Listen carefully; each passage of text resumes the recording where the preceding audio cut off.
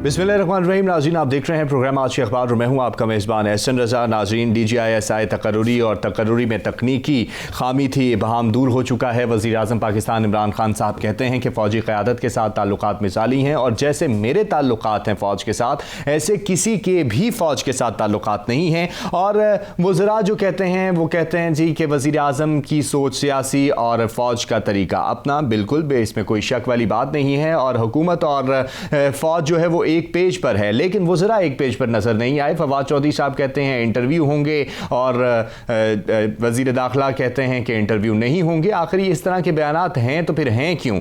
और भारत ने surgical strike की धमकी भी दे दी है। इस तमाम सूरत हाल में भारत की जानिब से धमकी का आना, लेकिन पाकिस्तान जो है हर वक्त तैयार है और इस तरह के मज़मूम अज़ाइम से निपटने के लिए भी तैयार है। पाकिस्तान ने इंदिया भी दे दिया। जदीद एयर डिफेंस सिस्टम जो है वो पाकिस्तान के सिस्टम में दाखिल हो चुका है और स्ट्राइक का जो सिस्टम है, एयर डिफेंस सिस्टम, और जो हमारे चीफ हैं उन्होंने इसका मुशाहिदा भी किया और ये इंतहाई अहम बात है। और हमारा जो दिफाई निज़ाम है वो मजबूत से मजबूत तर होता चला जा रहा है और हमें हर सूरत में अपनी फ़ौज के पीछे खड़े होना है और हम खड़े हुए हैं और हर लम्हा अपनी फ़ौज के साथ हैं।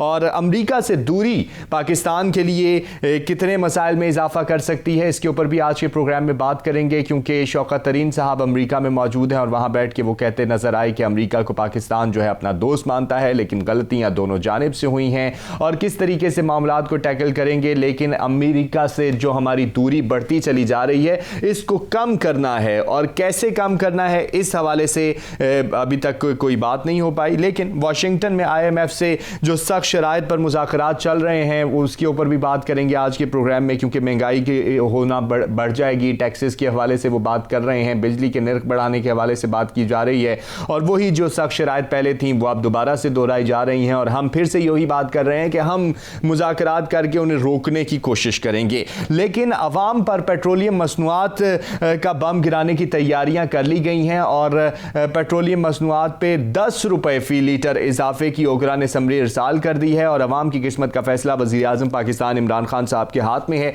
अपोजिशन जो है तनकीद का निशाना करती हुई नजर आई। सिराजुल हक साहब कहते हुए नजर आए कि जो रियासत मदीना की बातें करते थे वो कशकोल उठा के दुनिया में जगह जगह पर घूम रहे हैं। और एक और अहम डेवलपमेंट खबर, अमरीकी नाज़िमुल अमूर जो हैं एंजेला एगलर, जो उनकी मुलाकात हुई है शहबाज शरीफ साहब से और मरीम नवाज शरीफ साहिबा से उनकी मुलाकात हुई है और लाहौर के हवाले से जो शहबाज शरीफ साहब ने इकदाम उठाए थे उसको भी उन्होंने सराहा। बामी दिलचस्पी के अमूर के ऊपर भी गुफ्तगू हुई, ये एक अहम खबर है, इसके हवाले से भी बात करेंगे। और हमारी जो पब्लिक अकाउंट्स कमेटी है उसमें नून लीगी रहनुमा बड़े फटे और गरजे बरसे और उन्होंने शुगर माफिया को बड़ा निशाना बनाया और उन्होंने कहा जी कि ये तो बड़ा जुल्म कर रहे हैं और हमें चाहिए कि हम शुगर मिलें ही बंद कर दें और जो पॉलिसी है उसको दोबारा से रिव्यू करें। तो क्या बंद कर देने से मामलात सेट हो जाएंगे, इसके ऊपर बात करेंगे। और नवीद अमान खान साहब हमारे साथ स्टूडियो में मौजूद हैं, कॉलम निगार हैं, तज्ज़ियाकार हैं और मुसन्निफ हैं। बहुत सी किताबें इन्होंने लिखी हैं इंटरनेशनल और नेशनल इशूज़ के ऊपर, आज हमारे साथ हैं। तो नवीद अमान साहब, DGISI तकर्रुरी का मामला और जो सारी सूरत हाल आपके सामने थी, वज़ीर आज़म साहब ने भी कहा कि हम जो तकनीकी और इबहाम था वो सब दूर हो गए, तकनीकी खामी भी दूर हो गई और जो हमारी क़यादत के ताल्लुकात हैं वो किसी भी क़यादत के साथ ताल्लुकात नहीं हैं और बहुत सी ज़्यादा क़यासराइयाँ इसमें हमें नज़र आईं। वज़ीर आज़म साहब कह रहे हैं कि प्रोसीजरल प्रोसेस पे क़यासराइयाँ हुई, क्या वाकई ज़्यादा क़यासराइयाँ नहीं हो गई? अच्छा, बड़ी अहम बात यह है कि वज़ीर आज़म साहब ये कहते हैं कि हमारे ताल्लुकात बहुत आइडियल हैं।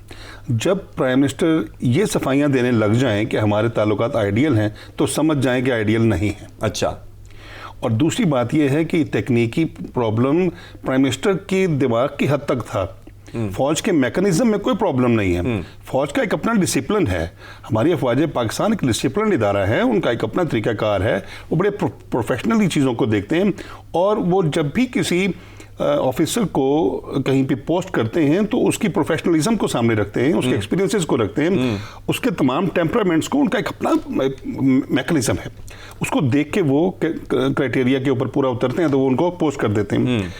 वहाँ पे फौज के अंदर कोई प्रॉब्लम नहीं होता, वो बहुत सोच समझ के फैसले करते हैं क्योंकि इस इदारे ने मुल्क के दिफा की जिम्मेदारी उठाई हुई है और उन्हें पता है कि कौन सा ऑफिसर किस जगह पर सूट करेगा और फिर वो एक रोटेशनल बेसिस होती है कि अगर कोई کور میں گئے ہیں تو پھر اس کے بعد ان کو سیکورٹی ایجنسی میں کہیں پہ وہ پوسٹ کرتے ہیں.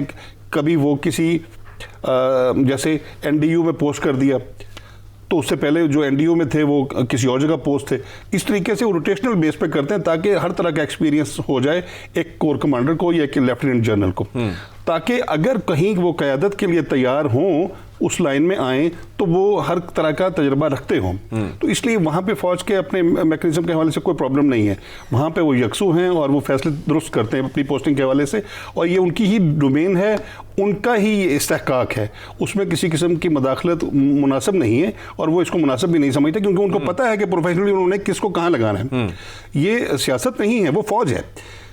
سیاست میں تو آپ کہہ سکتے ہیں کہ جی آپ کسی نااہل اور نالائق ممبر کو کوئی اہم وزارت دے دیں, لیکن فوج میں کسی ایسے بندے کو وہ اہم پوسٹنگ نہیں دیتے, کیونکہ ان کو پتہ ہوتا ہے کہ یہ پروفیشنل کام ہے, یہ یہاں کمپیٹنسی چلتی ہے, یہاں ذمہ داریوں کا ادراک چلتا ہے, تو وہ کمپرومائز نہیں کرتے. سیاست میں تو ہر جگہ کمپرومائز ہو رہا ہے, ہم دیکھ رہے ہیں ہر محکمے کے وزیر کمپرومائزڈ ہیں. چاہیے ہر محکمے کے وزیر کمپرومائز ہیں. آپ نے وزیروں کی بات کی تو تھوڑا سا وزراء کے اوپر بھی بات کرتے ہیں, کیونکہ پارلیمانی پی ٹی آئی نے پارلیمانی پارٹی کا اجلاس بلایا, پھر وزیر اعظم صاحب نے اس میں سب کو اس بات پہ متفق کیا کہ ہم ان کے ساتھ ہیں, اور جو جتنے مثالی تعلقات میرے ہیں انہوں نے اس بات کو کہا کہ جتنے مجھ سے بہتر ان کے کسی کے ساتھ تعلقات ہیں ہی نہیں. اس کے اوپر بھی بڑا زور دیا انہوں نے.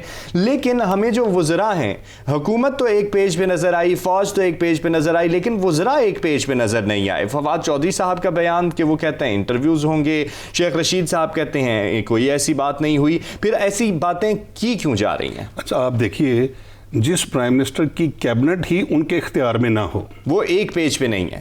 جب ایک پرائم منسٹر موجود ہے, پرائم منسٹر کوئی بات کرتے ہیں, ان کے منسٹرز کوئی بات کرتے ہیں, اور ایک منسٹر کوئی بات کرتا ہے تو دوسرا کوئی بات کرتا ہے. اس کا مطلب یہ ہے دو باتیں, یا تو پرائم منسٹر خود چاہتے ہیں کہ یہ کنفیوژن پھیلائی جائے اور ملک کو اور قوم کو کنفیوزڈ رکھا جائے, ہیجان میں رکھا جائے, اور یہ ہیجان کبھی بھی کسی ملک اور قوم کے لیے اچھا نہیں ہوتا. اچھا, وہ بے سمت کر دیتا ہے. یا یہ ہے, اگر ایسا نہیں ہے تو پھر یہ ثابت کرتا ہے کہ پرائم منسٹر کی گرفت اپنے ہی وزراء اور کیبنٹ کے اوپر نہیں ہے. نہیں تو اس پہ تو کل آصف علی زرداری صاحب نے بھی بڑی تنقید کی, اور انہوں نے ایک ہی جملے میں بات کہہ دی مسکراتے ہوئے اور کہا لگاتے ہوئے کہ ان سے ملک تو دور کی بات, ان سے اپنے وزراء نہیں سنبھالے جاتے. وہی بات دیکھیے, زرداری صاحب اس حوالے سے بڑے زیرک سیاستدان ہیں, وہ بات کو سمجھتے بھی ہیں اور بات کو وہ چلا بھی لیتے ہیں. عمران خان صاحب کا پرابلم یہ ہے کہ یہ مینگنیاں ضرور ڈالتے ہیں. اچھا, کام انہوں نے کرنا ہوتا ہے, لیکن اس کے پہلے یہ مینگنیاں ڈالتے ہیں اور پھر وہ مینگنیاں نکال کے ہی یہ وہ دودھ بیچتے ہیں. عمران خان صاحب زبان چلائے بیان دیے بغیر نہیں رہتے. ان کا تکنیکی پرابلم ہے. عمران خان صاحب کا جو سافٹ ویئر ہے اب اپڈیٹ ہو گیا. اچھا, جو 8 دن پہلے نہیں تھا نا, اب اپڈیٹ ہو گیا, اور اب وہ پھر وہ اسی تنخواہ پہ کام کریں گے عمران خان صاحب. اور یہ جو بات وہ کر رہے ہیں کہ تعلقات درست ہو گئے, تو تعلقات درست نہیں ہوتے. اچھا, جب آپ اس طریقے سے یہاں پہ بریک لے رہے ہیں. اب بریک پر ناظرین جا رہے ہیں, اور مکمل طور پہ جو معاملات ہیں وہ سیٹل تو ہو چکے ہیں, لیکن دیکھنا یہ ہے کہ کیا فیصلے سامنے آتے ہیں, اور اس کے اوپر مزید بات کریں گے. ہمارے ساتھ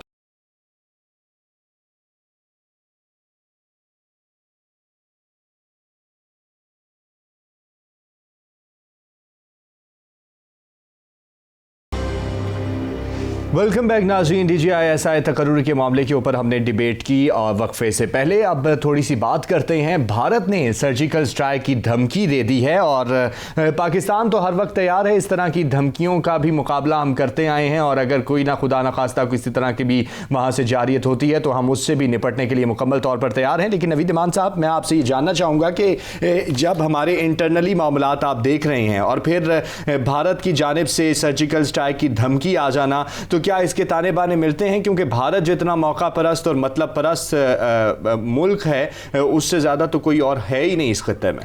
ایسا دیکھنا یہ ہوتا ہے کہ آپ پولیٹیکلی کتنے سٹیبل اور سٹرونگ ہیں. ہماری افواج پاکستان تو پاکستان کے دفاع کے لیے بہت سٹرونگ ہیں ماشاءاللہ, اور وہ پروفیشنلی بہت کمپیٹنٹ ہیں, اور یہ تمام خطرات سے وہ آگاہ بھی ہیں, اور اس سے نبرد آزما ہونا بھی ان کو آتا ہے. چاہے وہ ویسٹرن بارڈر ہو یا ایسٹرن بارڈر, کوئی بھی بارڈر ہو, وہ نبٹ لیتے ہیں. اصل چیز یہ ہے کہ آپ سیاسی طور پر کتنے غیر مستحکم ہیں, मुल्क के अंदर जो सियासी इस्तेहकाम होता है वो दुश्मनों को आपकी सरहदों से दूर रखता है। और दूसरा ये है कि दुनिया के सियासतदान इतने ज़ीरक होते हैं कि वो उनकी नज़र होती है दूसरे अक़वाम पे, अपने हमसायों पे। क्योंकि इस तमाम सूरत हाल में आप देखें जो हमारे अपने मुल्क के अंदर इंटरनल मामलात हैं, फिर उसके बाद अफ़गानिस्तान के मामलात हैं, फिर अमरीका के साथ ताल्लुकात हैं, तो इस तमाम सूरत हाल में भारत को ये मौका ज़रूर मिल जाता है कि वो इस तरह की धमकियाँ जो है और गीदड़ भभकियाँ देता है। पाकिस्तान सियासी तौर पर जितना गैर मुस्तहकम होगा और जितनी विजन की कमी उसको नज़र आएगी, दुनिया को नज़र आएगी, वो पाकिस्तान के दुश्मनों को इनकरेज करेगी। आप ये देखिए कि जब अभिनंदन वाला वाक़या हुआ था उस वक्त वो जुर्रत क्यों हुई थी? कश्मीर वाला जो इशू हुआ वो इसी दौर में हुआ। उनको ये जुर्रत क्यों हुई? उन्हें पता चला कि पाकिस्तान में आने वाला हुक्मरान उस सियासी तौर पर इतना ज़ीरक और इतना मुदब्बर नहीं है, इतना सियासी बारीकियों को और इतनी सफारती बारीकियों को नहीं समझता, और इसीलिए उन्होंने कश्मीर के मामले में कश्मीर को हड़प किया और हम देखते रह गए। हमारे सियासतदान, हमारे हुक्मरान ने उसके ऊपर कोई रद्द-ए-अमल नहीं, उस पर सफारतकारी तो की ना पूरी दुनिया में। नहीं, वो सफारतकारी बेकार है। अच्छा, जब आप एक काम हो जाए तो आप सियासतदान हैं, आपके मद्दे मुकाबल मोदी जैसा बड़ा सियासतदान है, आप ज़हनी तौर पर, आप अपनी सफारती और सियासी तौर पर मोदी के मुकाबल होंगे ज़हनी तौर पर, तो ही उसको काउंटर करेंगे ना। जब वो ले गया, झड़प कर गया, उसके बाद आप जितनी मर्जी सफारतकारी कर लें वो बेकार है, उसका हासिल तो कुछ नहीं हुआ ना। इसी तरीके से अगर उन्हें जरूरत हुई थी तो अभिनंदन को अगरचे काउंटर किया तो सियासत ने तो नहीं किया, वो तो हमारी अफवाज ने काउंटर किया।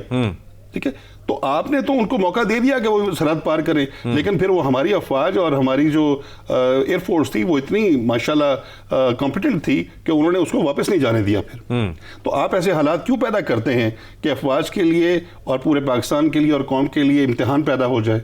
इसलिए ज़रूरी होता है कि आप सियासी तौर पर इस्तेहकाम का मुजाहरा करें, मुल्क को, कौम को आगे लेके चलें, इकॉनमी को मजबूत करें, ताकि आपके दुश्मनों को ये सर्जिकल स्ट्राइक की धमकी देने की जरूरत ही ना हो। और ये इसका एक और मीनिंग भी है, ऐसे हालात में जब आप इतने सियासी तौर पर इनस्टेबल हों तो फिर दूसरे जो सुपर पावर्स होती हैं वो ऐसे गमाश्ता ममालिक को इशारा करती हैं कि वो सर्जिकल स्ट्राइक की धमकी दे दें ताकि आप और दीवार तक लग जाएं। इसी की तरफ मैं आता हूं, तो आते हैं, इस पर बात करते हैं। लेकिन इस तमाम सिनेरियो में जो इंतहाई अहम और खुशी की बात यह है कि हमारे जो डिफेंस निज़ाम है उसके अंदर जदीद एयर डिफेंस सिस्टम दाखिल हो चुका है, और वो इस तरह की धमकियों को तो पहले ही हम मार कर सकते हैं, लेकिन अब मजीद ताकत और कुव्वत के साथ मार करने के काबिल है। बात है। और जो हमने चाइना का डिफेंस सिस्टम वहाँ से लिया है, उसने हमारे जो दिफाई निज़ाम है उसको बहुत तकवीत दे दी है।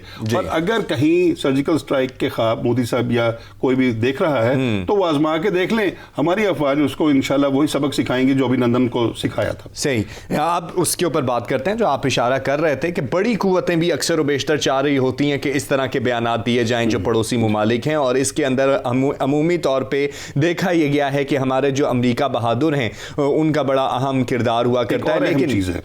लेकिन अमेरिका और पाकिस्तान के ताल्लुकात में कितनी दूरियां देख रहे हैं और कितने मसाइल का हमें सामना करना पड़ सकता है? देखिए, इस वक्त पाकिस्तान के वजीर खजाना अमेरिका में कर्ज की वसूली के लिए IMF के सामने मौजूद है। इसी वक्त इंडिया ने सर्जिकल स्ट्राइक की धमकी दे दी। आप ये देखिए, ये चीज़ें सिंबॉलिकली जाती हैं। हमारे जो फाइनेंस मिनिस्टर हैं वो वहाँ पर जो फंड्स लेने के लिए गए हैं वो इसलिए गए हैं कि हमारे मुल्क में इतनी हिम्मत नहीं है इकोनॉमिकली कि वो आगे जा सके। उसको इंजेक्शन लगवाने के लिए वो एक इकोनॉमिक इंजेक्शन IMF से मिलेगा। इन्हें पता है कि पाकिस्तान स्टेबल नहीं है और इसको एक धक्का और दिया जाए, उन्हें ये इंडिया भी भूल जाता है कि पाकिस्तान की अफवाज पाकिस्तान जो हैं वो उनके दांत खट्टे करने के लिए काफ़ी हैं। जो पाकिस्तान के और अमेरिका के ताल्लुकात की आप बात कर रहे हैं, तो पाकिस्तान और अमेरिका के ताल्लुकात बहुत आइडियल नहीं हैं। उनको आइडियल बनाना हुकूमत की जिम्मेदारी होती है, सफारतकारी हुकूमत ही की जिम्मेदारी है। IMF और पाकिस्तान के दरमियान जो शराइत की बात हो रही है, तो कभी मजबूत और कमज़ोर के दरमियान शराइत और मुज़ाकरात दो तरफा नहीं होते। वो उन मजबूत की انفورس کی ہوئی شرائط کمزور کو ماننی ہی پڑتی ہیں. نہیں وہ تو ہماری طرف سے پہلے بھی کہا گیا جی کہ ہم ان سے کہیں گے کہ تھوڑی سی نرمی لے کر آئیں اور چھوٹ دیں, ایسا کریں ویسا کریں. یہ بارہا جتنی مرتبہ بھی ہماری گورنمنٹ وہاں گئی اور یہاں پر اسی طرح کی باتیں ہوتی رہی اور شوکت ترین صاحب بھی یہی باتیں کرتے رہے, شوکت ترین صاحب اس طرح کی باتیں کرتے رہے, تو یقینی طور پہ وہ ابھی بھی نرمی نہیں کریں گے. اور یہ بھی کہہ دیا گیا ہے کہ جب یہ معاملات سیٹل ہو جائیں گے تو بجلی کے نرخ بھی بڑھیں گے اور دیگر چیزوں کے نرخ بھی بڑھیں گے. دیکھیں, ایک تو وہاں سے جو پیسے آئیں گے اس سے پاکستان بمشکل اپنے معاملات کو چلائے گا. اچھا, یہ چیز پتہ چلتی ہے ان ممالک کو جو ہوسٹائل ممالک ہیں, وہ پھر پریشر جنریٹ کرتے ہیں. ان امریکہ سے آنے والے IMF سے آنے والے پیسے انہوں نے وصول بھی کرنے ہیں. وہ وصول کرنے سے پہلے پوچھتے ہیں کہ بھائی جان آپ ہمیں واپس کیسے کریں گے؟ تو یہ پھر بتاتے ہیں کہ جی ہم بجلی کے نرخ بڑھا دیں گے, ہم گیس کے بڑھا دیں گے, ہم فلانا ٹیکس لگائیں گے, ہم فلاں مد میں لیں گے. تو وہ اس کا الٹیمیٹ پریشر عوام کے اوپر پڑ جاتا ہے. اب عوام کے اوپر پریشر اتنا پڑ چکا ہے کہ عوام کی اخیر ہو گئی ہے. خواص پہ پریشر آج بھی نہیں ہے. اگر پرائم منسٹر یہ کہتے ہیں کہ لوگ ٹیکس نہیں دیتے تو بھائی جان آپ پرائم منسٹر, ٹیکس تو آپ نے وصول کرنا ہے. آپ کی جگہ پہ مودی نے یا جو بائیڈن نے یا عمران خان اور نواز شریف نے تو نہیں ٹیکس وصول کر کے آپ کو دینا. آپ ٹیکس وصول کریں, خواص سے کریں. عوام کا دم تو نکل گیا. آپ خواص جو ہیں جو نہیں, عوام تو پہلے ہی ٹیکس دے رہے ہیں. جتنے عوام ٹیکس دے رہے ہیں شاید ہی کتنے کہیں اور دیتا ہوا نظر آئے. اور حکومت کا یہ موقف ہوتا ہے کہ مہنگائی تو پوری دنیا میں ہے, اس وجہ سے ہمیں بھی ٹیکس لگانا پڑتے ہیں. عوام روزانہ کی بنیاد پہ ٹیکس دیتی ہے. جو سیلز ٹیکس ہیں, آپ دن میں جتنی خریداری کرتے ہیں, چاہے وہ پانی ہے اور چاہے وہ آپ کے شام تک کوئی بھی آئٹم ہے, اس کے اوپر آپ کو ٹیکس دینا پڑتا ہے. کسی شخص کی آمدنی کچھ ہے یا نہیں ہے, اس کو ٹیکس اس کی خریداری پہ دینا پڑتا ہے. لیکن کیا خواص یہ ٹیکس دیتے ہیں؟ خواص کے اوپر ٹیکس لگنے چاہیے. جو دولت مند طبقہ ہے وہ ٹیکس اگر نہیں دیتا تو وہ حکومت کی ریٹ وہاں ختم ہوتی ہے. حکومت کا کام ہے کہ وہ ان کو قابو کریں اور ان سے ٹیکس وصول کریں. تو یہاں پہ آپ یہ دیکھ لیجئے کہ اگر یہاں حکومت کامیاب نہیں ہوتی تو پاکستان کے حالات بدلنے والے نہیں ہیں. عوام کو جتنا بھی آپ رگیز لیں گے اس کے بعد پھر آپ کو الیکشن میں بھی تو جانا ہی پڑے گا. صحیح. تو اس تمام صورتحال میں آپ کو یہ بھی لگتا ہے کہ ہمارے امریکہ کے ساتھ تعلقات جتنے ہیں وہ دوریوں کی وجہ سے ہیں, اس وجہ سے IMF کی جو سخت شرائط ہیں وہ اس میں بھی کہیں دور تک نرمی کا کوئی امکان نہیں ہے, ایسا لگتا ہے؟ دیکھیں, امریکہ کا اپنا ڈیزائن ہے, امریکہ کی اپنی پالیٹکس ہے, اس کی اپنی سپرمیسی ہے. کیونکہ شوکت ترین صاحب وہاں پہ موجود ہیں, وہ یہ کہتے ہوئے نظر آئے کہ غلطیاں دونوں طرف سے ہوئی ہیں, پاکستان جو ہے امریکہ کو اپنا دوست مانتا ہے. دیکھیں, طاقتور کبھی غلطی نہیں کرتا. یہ اصول یاد, might is right. Might is right. تو غلطیاں پھر کمزور ہی کے ذمہ آتی ہیں. صحیح. تو پاکستان اگر کمزوری سے طاقت حاصل کر لے, سیلف ریلائنس پہ آ جائے اور اپنے امپورٹس اور ایکسپورٹس کو چیک کر لے اور اپنے وسائل کو بڑھا لے, اپنے ٹیکسز کو مینیج کر لے, اپنی پالیٹکس کو ذرا تھوڑا سا اس کے جائزہ لے لے, تو پاکستان پھر کسی وقت کہہ سکتا ہے کہ ہم برابری کے اوپر بات کریں گے. لیکن کبھی بھی کمزور کی اور طاقتور کی برابری نہیں ہوتی. یعنی کمزور اور طاقتور کی برابری آپ کو نظر نہیں آ رہی, اور اسی طرح ہمارے مسائل جو ہیں وہ بڑھتے چلے جائیں گے. ساتھ ہی ذرا بات کر لیتے ہیں IMF کے ساتھ اس کی تو سخت شرائط جاری ہیں. اب دیکھتے ہیں کہ آنے والے دنوں میں کیا ثمرات عوام کے اوپر آتے ہیں. لیکن ادھر پیٹرولیم مصنوعات کے حوالے سے اس کی قیمتوں میں جو اوگرا نے سمری تیار کی وہ وزیر اعظم صاحب کو بھجوا بھی دی گئی ہے. 10 روپے فی لیٹر بڑھانے کی بات کی جا رہی ہے. قسمت وزیر اعظم عمران خان صاحب کے ہاتھ میں ہے. عوام کی کیا فیصلہ آپ کو نظر آتا ہے؟ جیسے پہلے 1 روپے کی دی گئی تھی, پھر 5 روپے بڑھا دی گئی تھی, تو اس دفعہ کوئی نرمی نظر آتی ہے؟ اچھا, اب آپ دیکھیں, یہ 10 روپے اس لیے بڑھانے کی سمری آئی ہے کیونکہ شوکت ترین صاحب امریکہ میں بیٹھے ہوئے ہیں. اچھا. اور وہ وہاں پر جو پیسے وصول کرنے کے لیے گئے ہیں, انہوں نے پوچھا کہ بھائی جان آپ ہمیں واپس کیسے کریں گے. ٹھیک ہے, اس کے اوپر مزید اس کے اوپر بات کرتے ہیں. یہ وہاں پہ سے اس کے تانے جڑ رہے ہیں. تو بریک پر جا رہے ہیں ناظرین, اور اوگرا کی سمری کے حوالے سے بات کریں گے کیونکہ فیصلہ جو ہے وزیر اعظم صاحب کے ہاتھ میں ہے. عوام کی قسمت کا, عوام کی قسمت کھلتی ہے یا بند ہوتی ہے, دیکھتے ہیں, اس پہ بات کرتے ہیں ہمارے ساتھ.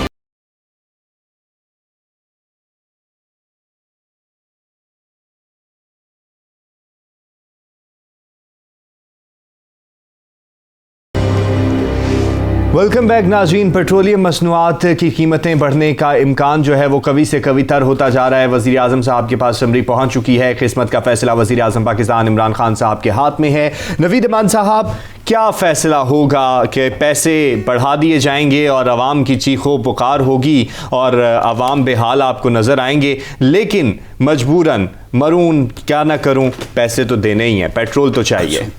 پرائم منسٹر صاحب اس سمری پر سائن بھی کریں گے, پیٹرول بڑھے گا بھی, اور جو اس وقت عوام کی قسمت پرائم منسٹر صاحب کے ہاتھ میں ہے, ایکچولی پرائم منسٹر صاحب کی قسمت عوام کے ہاتھ میں جا چکی ہے. اچھا, اور اب وہ جتنا بھی 1.5 سال 2 سال رہ گئے ہیں, ہو سکتا ہے سال ہو, سال سے 2 سال کے درمیان جتنا بھی ٹائم ہے, الیکشنز میں اگر انہیں جانا ہے تو پھر آپ کو عوام کے ہاتھوں میں پرائم منسٹر کی قسمت نظر آئے گی. اچھا, اور یہ ان کی ان پالیسیز کی وجہ سے ہی ہوگا جس کی وجہ سے وہ اس ملک کو معاشی بحران میں اور معاشی دباؤ میں شوکت ترین صاحب امریکہ میں موجود ہیں, وہ یہ کہتے ہوئے نظر آئے ہیں کہ معیشت کے حوالے سے یہ اخبارات بھرے پڑے ہیں ان کے بیان سے کہ ہم نے بڑے سخت قسم کے فیصلے لیے, ہم نے بہت مشکل فیصلے کیے, غیر مقبول فیصلے کیے, اور معیشت کو ہم نے سنبھالا دیے رکھا, ابھی بھی 5 پہ گروتھ ہماری جائے گی. دیکھیں, یہ جو سیاستدانوں کے بیانات ہیں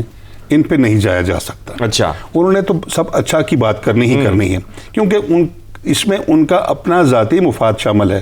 آج شوکت ترین صاحب اپنے عہدے سے الگ ہو جائیں, کل آپ ان سے جب بات کریں گے تو وہ یہی باتیں کریں گے کہ وہ غلط تھا, فلاں اس میں پرابلم تھا, فلاں طرف سے دباؤ تھا, ملک معاشی بحران میں ہے اور ملک آگے نہیں بڑھ رہا. یہی شوکت صاحب بات کریں گے. لیکن چونکہ جیسے وہ آتے ساتھ انہوں نے حفیظ شیخ صاحب کی پالیسیوں کو کیا, اور پھر اسی کے کچھ عرصے بعد اکانومی ہمیں بہت اپر نظر آئی, انہوں نے کہا یہ تو سارا, اور پھر انہوں نے سارے ڈیجٹس دکھا دیے کہ دیکھیں جی میرے آتے ہی 5-6 مہینے میں یہ ہو گیا. لیکن حفیظ صاحب جو ہیں وہ تو غائب ہیں منظر عام سے, یہ بھی غائب ہو جائیں گے. اچھا, وجہ یہ ہے کہ آپ نے جب حفیظ صاحب کو آ کے تنقید کی تو ایکچولی آپ نے پی ٹی آئی کی گورننس اور پی ٹی آئی کی پالیسیز کو پر تنقید کی, اور آپ نے اس کو ریجیکٹ کیا.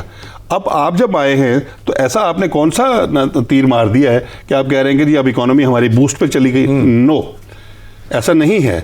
آپ دیکھیں عام آدمی کی جو حالت ہے وہاں سے آپ اکانومی کا اندازہ کریں. صحیح, آپ پرائم منسٹر کے لیول سے یا آپ آئی ایم ایف سے آنے والے قرضوں کے حوالے سے آپ جو انجینئر ڈیجٹس آپ سامنے لاتے ہیں ان کے حوالے سے آپ دیکھیں گے تو اکانومی آپ کو بہت اچھی نظر آئے گی. لیکن جب آپ عام آدمی کے چولہے کی بات کریں گے, عام لوگوں کی بیماری کی دوائیوں کی فیسوں کی بات کریں گے تو آپ کو پتہ چل جائے گا کہ اکانومی کہاں کھڑی ہے. اپوزیشن بھی شور مچاتی نظر آتی ہے. سراج الحق صاحب کے بیانات دیکھ لیں, وہ کہہ رہے ہیں کہ کشکول اٹھا کے آپ ساری طرف جا رہے ہیں, اور ریاست مدینہ کی باتیں تھیں تمام کی تمام باتیں ایک طرف, لیکن عوام کی زندگی جو ہے وہ عذاب میں مبتلا ہے. دیکھیے کہ مہنگائی اتنی بڑھ گئی, بھی کچھ نہیں کر رہی, وہ بھی صرف بیانات تک. یہ ٹھیک ہے, اپوزیشن کی ذمہ داری بھی اس حوالے سے اتنی ہی ہے جتنی گورنمنٹ کی ہوتی ہے. لیکن آپ یہ دیکھیں کہ اپوزیشن نے اگر انیشیٹو نہیں بھی لیا عوام کے ساتھ کھڑے ہونے کا اور یکجہتی کا اور اس مہنگائی کی بات کرنے کا, اس کے باوجود اگر راولپنڈی اسلام آباد میں بھی اگر پرائم منسٹر کے پتلے نکالے جاتے ہیں اور اٹھائے جاتے ہیں اور جلائے جاتے ہیں تو اس کا کیا مطلب ہے؟ وہ عوام ہی کر رہے ہیں, وہ عوام ہی اپنا رد عمل ظاہر کر رہے ہیں. یہ آنے والے وقتوں میں پتہ چل جائے گا کہ کتنی مقبولیت ہے اور عوام کتنا تنگ ہے, اور کیا ہوتا ہے, کس کی قسمت کا فیصلہ کس کے ہاتھوں میں ہے, یہ وقت بتائے گا.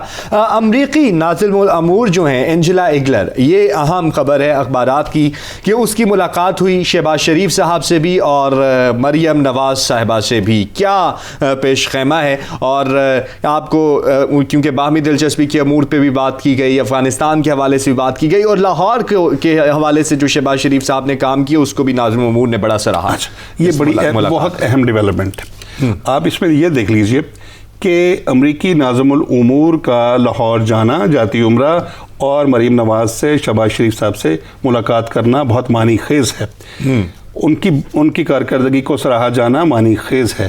اب ان کو پتہ ہے کہ وہ اپوزیشن میں ہے, لیکن کچھ اشارے مستقبل کی راہ کا تعین کرتے ہوئے نظر آتے ہیں, اور کچھ حقیقی تبدیلی رونما ہوتی ہوئی نظر آتی ہے. وہ تو زرداری صاحب بھی کل جاتے جاتے کہہ گئے کہ اگلی باری پیپلز پارٹی کی نہیں ہم کسی اس طرح کے اشارے کنائے دیتے ہیں. ہم سیاستدان کے بیان کی بات نہیں کر رہے, ملاقات کی بات کی جا رہی ہے. ہم ان حقائق کی بات کر رہے ہیں جو زمینی حقائق ہیں, اور زمینی حقائق میں امریکہ کا اب اس طریقے سے موو کرنا اشارہ دیتا ہے کہ اب عمران خان صاحب مزید 5 سال کے لیے نہیں چل سکتے. اچھا, یعنی آپ کو یہ نظر آ رہا ہے؟ جی, وجہ اس کی یہ ہے کہ جو آپشن ہے, عمران خان صاحب ہمیشہ کہتے ہیں کہ ہماری افواج کے پاس یا اسٹیبلشمنٹ کے پاس یا پاکستان کے پاس کوئی آپشن نہیں ہے میرے سوا. تو یہ آپشن اب نکل آئے گی. آپشن نکل آتی ہوتی ہے اور نکالنا آتا ہے. मुख्तदर हलकों को। सही ऑप्शन निकल आती है, निकालना आता है, देखेंगे कि क्या ऑप्शन सामने आती है, लेकिन जो भी ऑप्शन सामने आए वो अवाम के लिए भलाई की ऑप्शन होनी चाहिए। और चलें देखते हैं, वक्त बताएगा आप की जो ये पेशन गोई है कितना दुरुस्त साबित होती है। थोड़ी सी बात करते हैं पब्लिक अकाउंट्स कमेटी के हवाले से भी, क्योंकि इसके अंदर शुगर माफिया के हवाले से बड़ा नून लीग जो है वो गर्जी बरसी है, और नून लीग ने कहा कि हमारे जो शुगर माफिया हैं वो बहुत ज़्यादा स्ट्रांग हो चुके हैं, और चीनी जो है वो हमारे लिए बहुत मुश्किल हो चुका है पैदा करना, तो हमें कपास की तरफ जाना चाहिए। लेकिन उसके साथ उन्होंने एक और बात भी की, उन्होंने कहा जितनी शुगर मिले हैं वो सारी की सारी बंद भी कर देनी चाहिए। तो बंद कर देने से क्या मसले हल हो जाते हैं? अच्छा नहीं, ये तो खैर एक सियासी बयान है। जितनी शुगर मिल्स गवर्नमेंट के अंदर मेंबरान की हैं उतनी ही तकरीबन अपोजिशन के मेंबरान की भी हैं जी। तो ये तो सियासी बातें हैं। असल बात ये है, बेनिफिशरी अपोजिशन के वो मालकान भी हैं शुगर मिल्स के जी, और गवर्नमेंट के अंदर बैठे हुए मालकान भी बेनिफिशरी हैं जिन्होंने माल बनाया है इस गवर्नमेंट में जो। लेकिन केस का फैसला अभी तक नहीं हो पा रहा वो ना। फैसला तो गवर्नमेंट ने करना है। अच्छा, अगर गवर्नमेंट कोई फैसला नहीं करती तो वो मेलाफाइड है, उसकी बदनीयती है, और उसने वहां से पैसा बनाया है। अच्छा, वो पैसा अवाम की जेब से निकला है और मुसलसल निकलता चला जा रहा है।